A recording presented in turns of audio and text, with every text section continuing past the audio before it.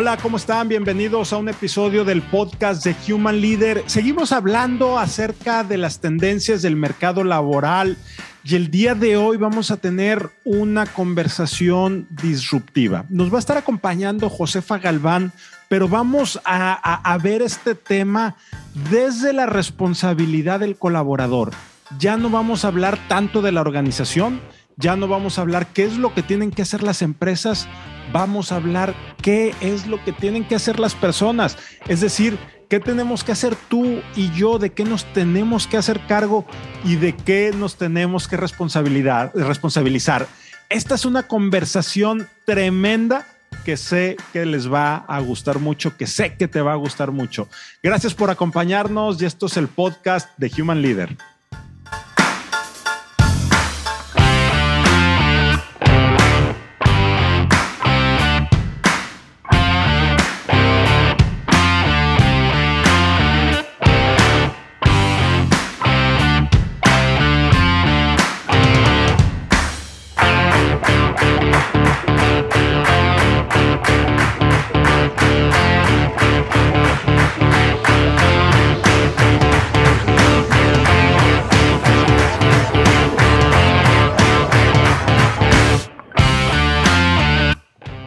Josefa, ¿cómo estás? Bienvenida. Un gusto y un placer que estés aquí con nosotros el día de hoy en el podcast de Human Leader.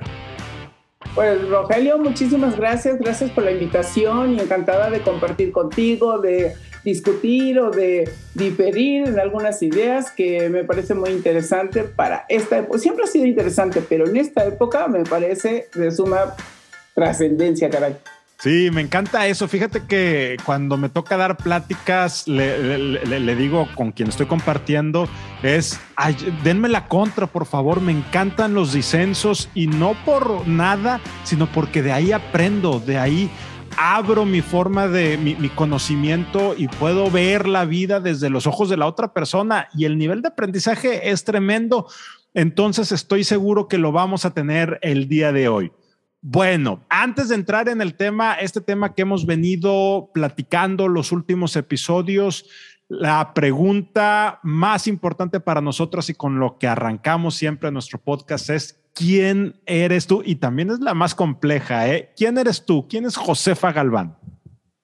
Bueno, yo creo que yo puedo dar muchas versiones porque a lo largo de mi vida he ido cambiando esa interpretación que tengo de mí misma. Pero podría decirles que soy una mexicana muy orgullosa, muy orgullosa de ser mexicana, porque cada vez que regreso de un viaje, de verdad, el olor, todo México me encanta. Y lo que más me encanta es cómo se reconoce México en el extranjero, mucho más de lo que nosotros somos capaces de reconocerlo, porque por eso tenemos los ojos para mirar para afuera y nos cuesta mucho trabajo mirar hacia adentro, ¿no? Entonces, soy mexicana, yo nací en el estado de Veracruz, particularmente en Coatepec, lugar de café, por supuesto, y vine a estudiar a la Universidad Nacional Autónoma de México, que es una historia súper simpática, pero no se las voy a contar ahora, será en otra ocasión, porque yo entré a la universidad a la edad de 17 años, entonces terminé muy joven la carrera y tenía la inquietud de estudiar medicina, pero no pude hacerlo porque era carrera sobresaturada y no podía estudiar. Me tenía que esperar en Jalapa para entrar a eso, porque yo hice una prepa de 2 años. Entonces, dije, bueno, entonces me voy a leyes, carrera sobresaturada. Entonces dije, díganme qué tiene. Entonces ya me mostraron biología, psicología, pedagogía, todas las guías. Y dije, ok, me voy a meter a psicología. Si no me gusta, me cambio. Y bueno, me quedé ahí y de verdad que como quería estudiar medicina y no conocía a nadie en la Ciudad de México, me fui a tomar unas clases a la Facultad de Medicina y ahí conocí un maestro que estaba dando neurobiología del sistema nervioso, del cerebro. Sí. Y ahí me enamoré de lo que significaba el cerebro. Entonces me fui por ahí. Pero desde niña, ¿quién es? Yo soy una persona súper curiosa, súper atenta en cómo hablan las personas, cómo se mueven. Y creo que eso desarrolló mi habilidad para observar fenómenos de dinámicas relacionales. Mi mamá me regañaba porque luego yo, pues ya sabes, cuando uno es niño expresa lo que ve y no tiene casi filtros, entonces mi mamá me regañaba con cierta frecuencia, pero soy curiosa, soy una enamorada del comportamiento humano, también de la gente, de la confianza, y creo que mi misión hoy está más clara que nunca, es ayudar a disolver o resolver conflictos. Ya. Me encanta tu perfil y creo que nos va a ayudar muchísimo para lo que hemos estado platicando. Déjame te cuento, Josefa. Hemos venido hablando acerca de las tendencias o del futuro del mercado laboral, pero futuro no como adivinar, o sea, ¿qué está pasando ahorita? ¿Qué va a seguir caminando en el corto, mediano plazo sobre este mercado laboral visto desde el punto de los colaboradores, de los empleados?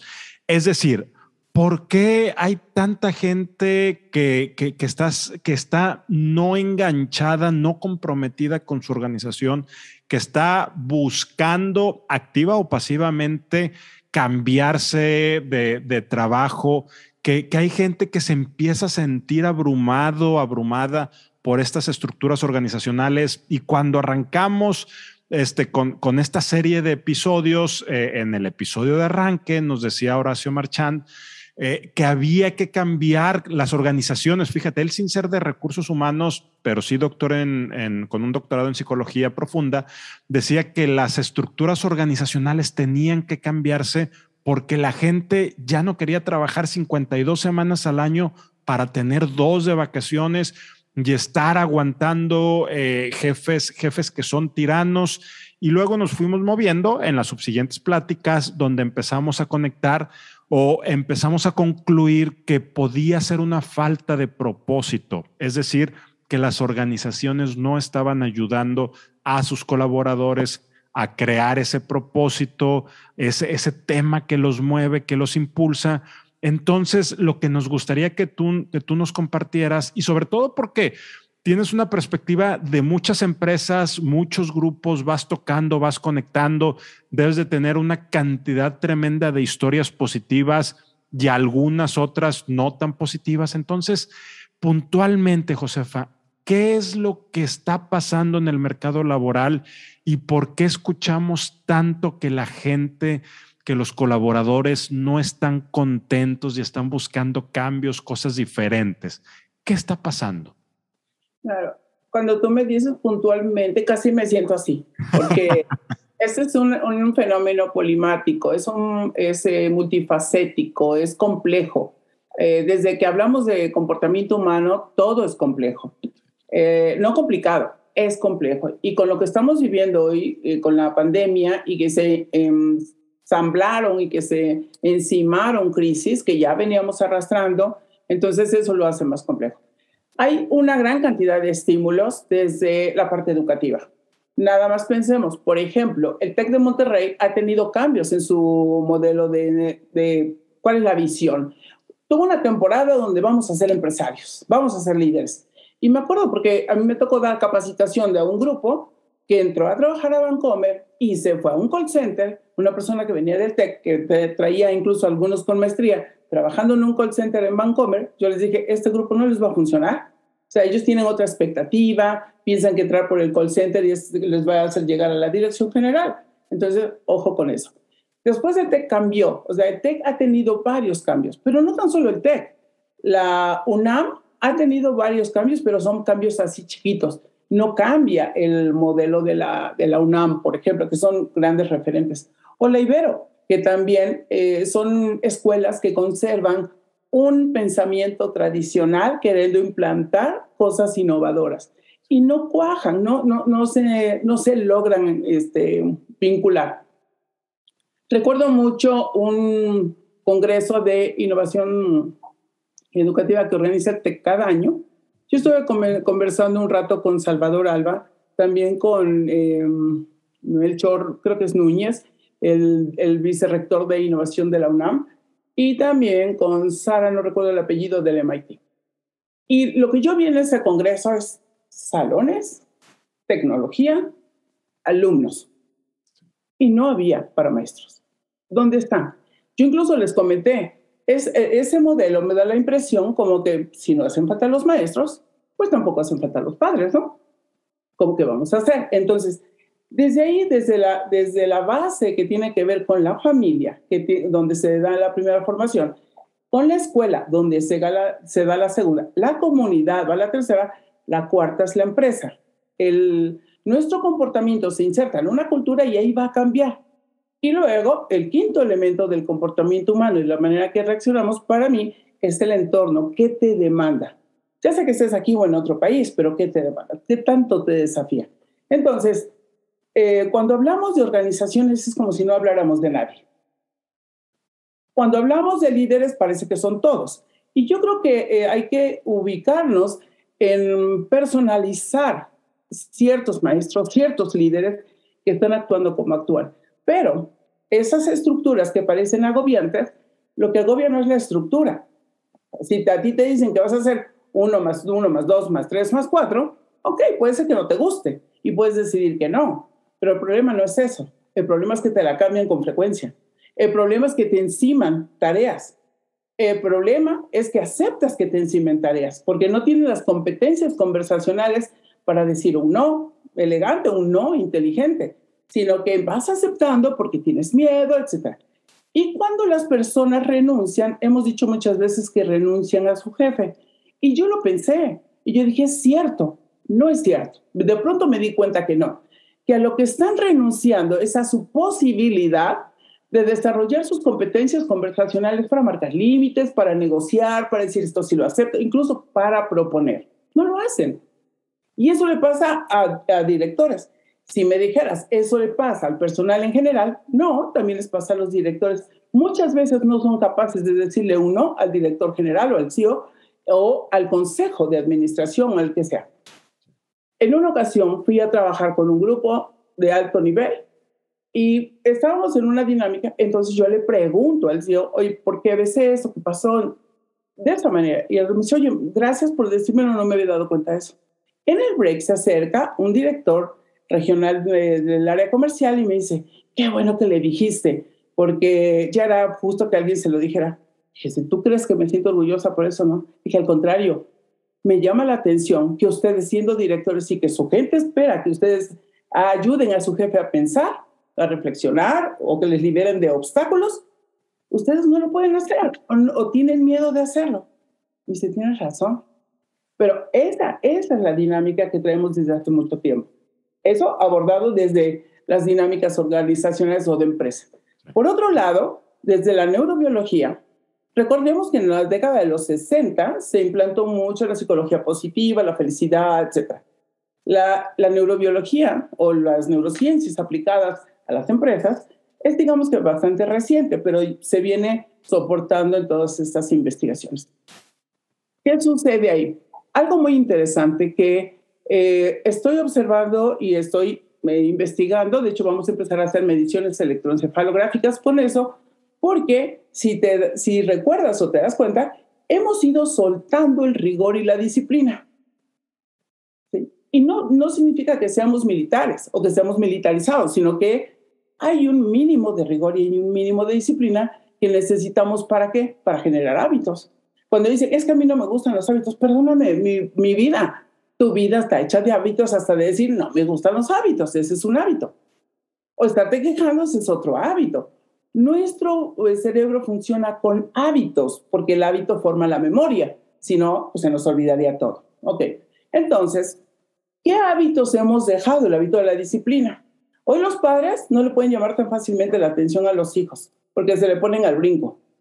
Es decir, la figura de autoridad o la autoridad para muchos jóvenes, no todos, ha perdido valor, no se le respeta. ¿Y eso qué se debe? Bueno, socialmente tiene muchas explicaciones, pero neurobiológicamente también.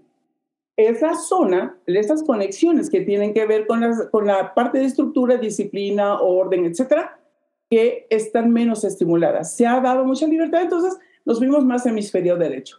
Hasta en la educación por parte de los padres, los maestros. Hoy el sistema educativo, por ejemplo, ya los maestros difícilmente pueden reprobar a buen alumno, ¿sabías? Sí. Entonces, ¿cuál es el rigor que va a ir? Insisto, no es rigor militar, sino me refiero a un cierto rigor y compromiso que nosotros debemos tener. Entonces, cuando llegan a la organización, no tienen esa estructura en su cabeza. Y lo más interesante es que yo he estado evaluando equipos de ejecutivos, directores y demás, y salen más bajos en la zona de estructura, pero otra cosa interesante es que cuando veo dónde salen bajos, vemos los problemas que tienen y esos están representados con esto. Entonces, ¿qué sucede? Hay ocasiones que ellos no saben qué les está pasando, pero cuando se dan cuenta, sí, entonces, ¿qué hacemos? No, pues a fulano, no. A veces hay que traer a alguien con un perfil particular que les ayude a concretar eso que les hace falta. Ni siquiera es que tenemos que darle coaching, ni siquiera tenemos que implantarles nuevas neuronas, no. Hay que hacer una intervención estratégica de tal manera que busquemos los apoyos para que logren tener un brain team. No sé si esto responde. Sí. Y entonces, fíjate qué interesante, porque primero nos vienes trayendo desde este tema de las competencias conversacionales un aspecto muy ontológico, muy olvidado definitivamente de lo que implica conversar, el danzar, el conectar, y luego también nos vamos moviendo o nos vas llevando a este tema de cómo la educación, desde lo que hacen las escuelas, los colegios, los padres. Entonces, pareciera, y aquí empiezo a formular la pregunta, pareciera que esto es un tema sistémico y pareciera que este tema sistémico viene desde la familia, desde el núcleo, desde el origen, lo que están haciendo o peor aún, dejando de hacer los padres. Esa responsabilidad que se le pasa al colegio, escuela, en primaria, secundaria, y pareciera que el padre le avienta la pelotita al colegio escuela para la primaria y la primaria le avienta la pelotita a la secundaria, luego a la prepa, luego a la universidad, y la universidad ya que salgan, llegan a la organización y estamos viendo, no sé si sea un quiebre, sea un cambio, sea un algo. Entonces la pregunta es, ¿qué hacemos? Porque me llama mucho la atención positivamente algo que estás diciendo y que no lo habíamos visto en estas conversaciones tan claramente. Estás poniendo la responsabilidad donde debe de ser, en las personas. Es decir, dejemos de echarle la culpa a la organización, a la empresa, a los líderes, que yo suelo decir, oye, cuando decimos organización, ¿qué? ¿El escritorio, la pared, la lámpara, el qué? Somos las personas y somos tú, yo, los que estamos aquí. Entonces, puntualmente, con todo este contexto es ¿dónde empezamos, Josefa? ¿Cómo hacemos las personas y las organizaciones / los líderes / el líder de esas personas, el vínculo directo para empezar a cambiar esto? Mira, yo creo que lo primero es reconocer que no sabemos, porque el punto está en que voy a poner en términos de líderes, que cuando se les asigna el título de líder, a mí se me hace muy complejo. Y cuando me encuentro en la competencia liderazgo, digo, eso no es una competencia. De verdad, se los digo para quien nos escuche, para quien nos vea, no es una competencia. Porque esa etiqueta lleva un conjunto de competencias. Lleva un montón de habilidades de pensamiento. Entonces, imagínate evaluar a alguien en la competencia de liderazgo. ¿What? Qué injusto para la palabra liderazgo y qué injusto para la persona. Porque si yo he hecho ejercicio que les pregunto, para que tú le des etiqueta de líder a alguien, para que tú reconozcas a un líder, dime qué tienes que ver. Hay quien me dice la congruencia, hay quien me dice que sepa, hay quien me dice que sea amable, hay quien me dice que sea creativo, innovador, hay quien me dice que sea arrojado. Entonces, es una etiqueta que te ponen o te quitan, ¿de acuerdo? Entonces, el liderazgo, desde mi punto de vista, está mal evaluado y mal colocado. Y se ha hablado tanto de ello y nos hemos ceñido tanto a eso, pero es que no profundizamos. Llega una nueva moda y la implantamos cuando todavía no terminamos de entender lo otro. Por ejemplo, hay muchas empresas que están en el 9box, pero nunca, no transitaron lo otro, no profundizaron, no se dieron cuenta. Estamos en las competencias y no terminamos de ajustarlo de conocimientos, habilidades, actitudes y valores. ¿No es cierto? Entonces, yo creo, tú me preguntabas, ¿qué está pasando? Hay una brecha muy importante entre lo que tiene que ver con una con una competencia, una calidad de relación entre las personas es muy conversacional y es muy de que no me conozco. Cuando no me conozco, posiblemente entro en miedo. Y el miedo tiene una fórmula, desde mi muy particular interpretación, una ecuación muy interesante que es el tamaño de tu miedo es inversamente proporcional a tu percepción de recursos. ¿Esto qué es? Tienes mucho miedo, es porque crees que tienes pocos recursos. Si tú crees que tienes muchos recursos, aunque no seas sólido, si tú crees que tienes muchos recursos, tienes menos miedo. Entonces te lanzas a hacer las cosas. Pero las personas no se conocen a sí mismas. Hay cuestiones que dicen, ¿por qué reaccioné como reaccioné? ¡Wow! No sabía que podía reaccionar así. Si no nos conocemos nosotros, menos vamos a conocer al otro. Y bueno, aparecen los juicios. Entonces la gente dice, no, es que da coaching, pero sin juicios. Perdónenme, pero discúlpenme. El sistema de evaluación más interesante que tenemos es el cerebro. O sea, la mente y el cerebro están trabajando para evaluar, hace frío, hace calor. Esto me gusta, esto no me gusta. Esto quién sabe qué. Entonces, ¿cómo le piden a la gente que no tenga juicios? Lo que necesitamos hacer, como con la inteligencia emocional, es cerrar un poquito la llave, ajustarla, indagar para que nosotros no nos casemos con un juicio. Ya lo tengo acá, pero decir, bueno, lo cuestiono y voy a preguntar. Entonces, las personas, y no es tan solo filosofía, sino que necesitamos reflexionar más acerca de nosotros mismos. Y cuando no hay una buena relación laboral, pregúntate, ¿qué me pasa a mí? ¿Qué me está sobrando? ¿Qué me está faltando? Como para acercarme a esta persona. Yo les hago un ejercicio, hago varios ejercicios, sobre todo reflexión en ese nivel, pero son muy sencillos. Como, por ejemplo, cuando alguien me dice que la otra persona es incongruente, le digo, platícame de esa persona. Y, se le acaban las palabras en muy poquito. Entonces, ¿cómo mides la congruencia o la incongruencia de alguien? Y entendí una cosa, que cuando nosotros decimos que alguien es incongruente, es porque nos falta información. No le conocemos. Porque las personas somos muy congruentes con nuestra historia, con nuestra vida. Que no te parezca a ti, eso es otro cantar. ¿De acuerdo? Entonces, esta brecha que existe ahí, nosotros necesitamos cerrarla. Es ontológicamente, o Rafael Echeverría la pone como cerrar la brecha de la escucha. Sí, que no, es una configuración, porque eso se viene hablando desde hace mucho tiempo. Y la otra es que creo que tenemos que ir a descubrir que en los 7 hábitos, de verdad, se decía, escucha para entender, no para responder. Porque nosotros vamos muy rápido a la respuesta porque ya tenemos los juicios acá. Entonces, así como que decirle, hold your horses, para que yo pueda escuchar. Y estas brechas sí las podemos ir cerrando. Y necesitamos cerrarlas para que las cosas funcionen, porque también se vino la moda del emprendimiento. Todo el mundo quiere ser emprendedor. A ver, este va a ser tema para otro momento de conversación, porque también se hizo toda una publicidad del emprendimiento, se formaron instituciones de emprendimiento, pero no les dieron la formación. ¿Cuál? Esa que tiene que ver con la estructura. Lo vemos en Shark Tank. Tiro por viaje. ¿Por qué los batean? Inevitablemente porque no conocen su negocio, porque no tienen los números, porque no saben rentabilidad. ¿No? Eso tiene que ver con la parte de estructura del pensamiento. ¿Sirve? No sé si respondí a tu mente. Sí, y fíjate, y me salen 2 preguntas. Primero, una cosa que me gusta mucho que lo traigas a esta conversación, porque cada vez que escucho a alguien decir que saques tus juicios de las conversaciones, que no los metas, pues le estás pidiendo a alguien que sea humano sin ser humano, ¿verdad? Y a final de cuentas, pues para bien o para mal, seguimos siendo humanos. Y segundo es, desde esta perspectiva que nos estás contando, ¿por dónde? A lo mejor la respuesta es ambas, pero ¿por dónde o cómo empezar? ¿Hay que reinventar a las organizaciones o las personas nos tenemos que reeducar y reinventar? Yo creo que hay que empezar por aprender más del lenguaje.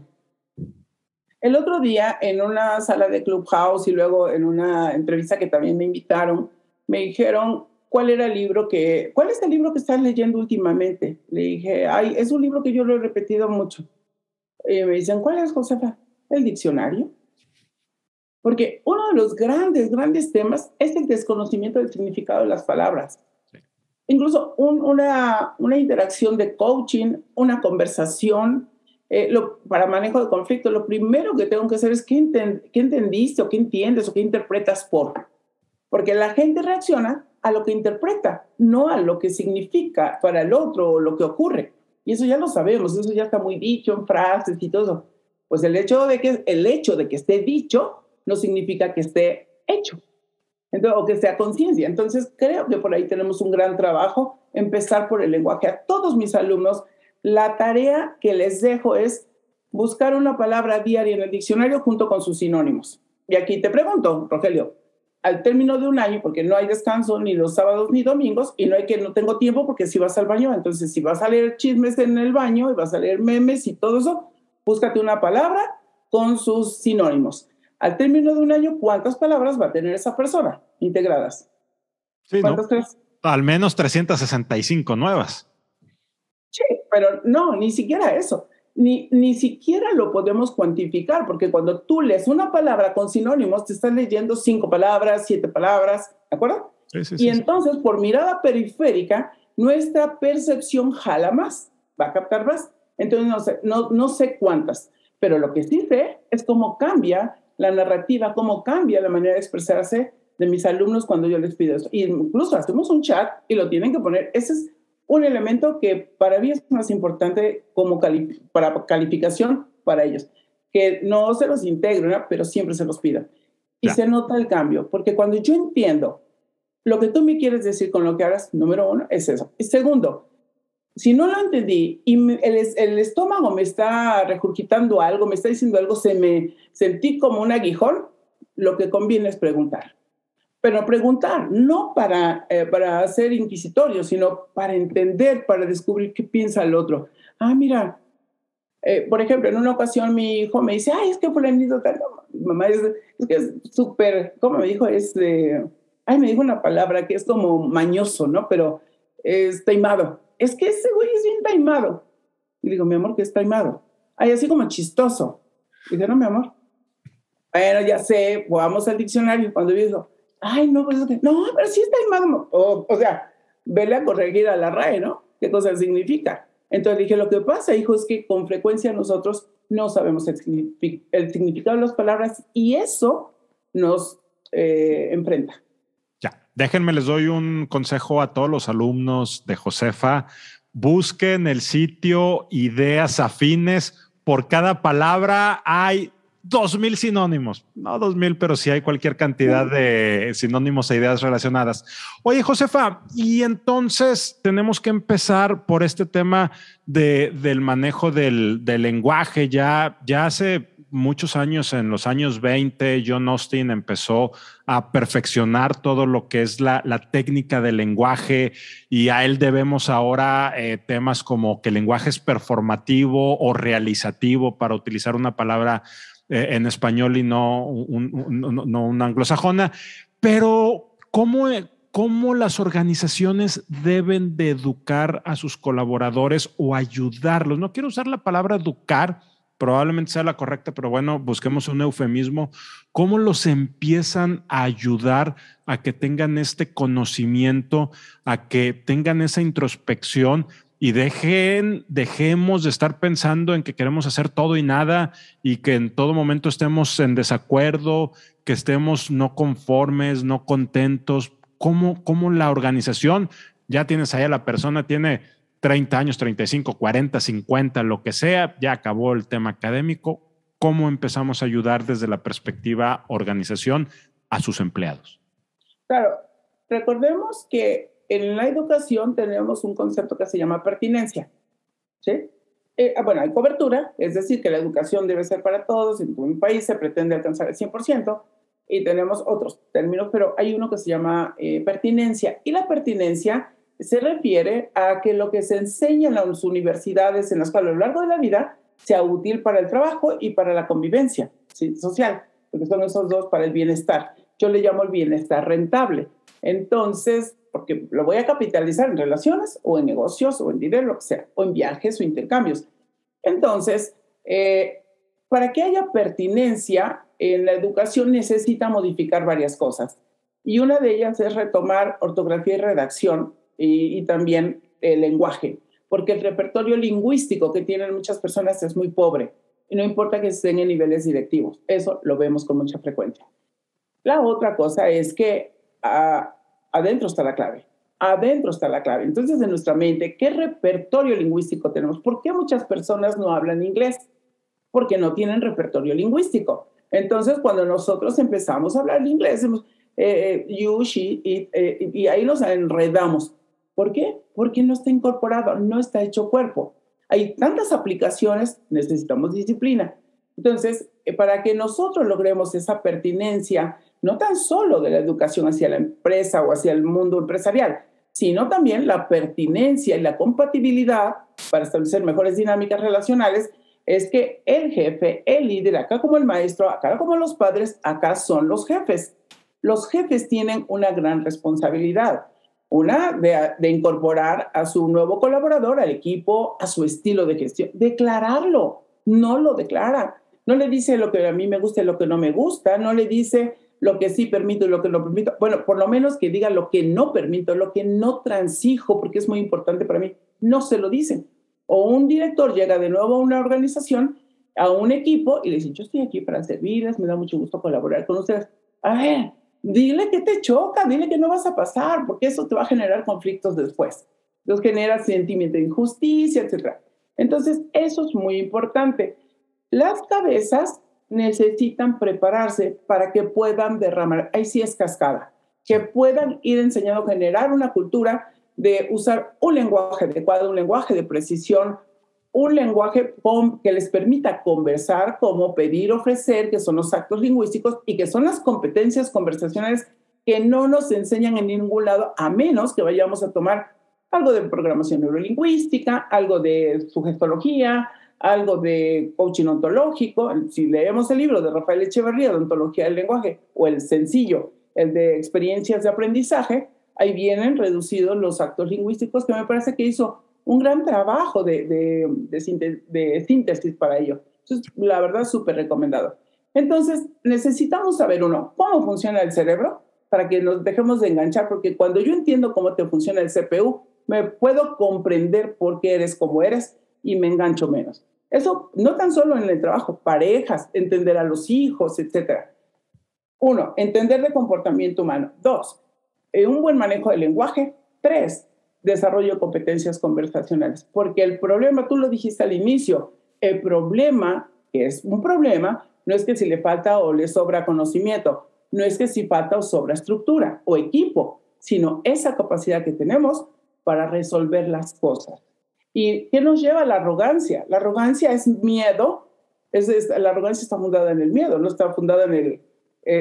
yo al ego no lo maltrato. Yo creo que lo han maltratado demasiado el ego. El ego lo necesitamos, es un drive para salir adelante. La arrogancia no siempre está vinculada con el ego. Más bien, la arrogancia está vinculada con el miedo y con las incompetencias conversacionales, por supuesto. Entonces, y la falta de conocimiento personal.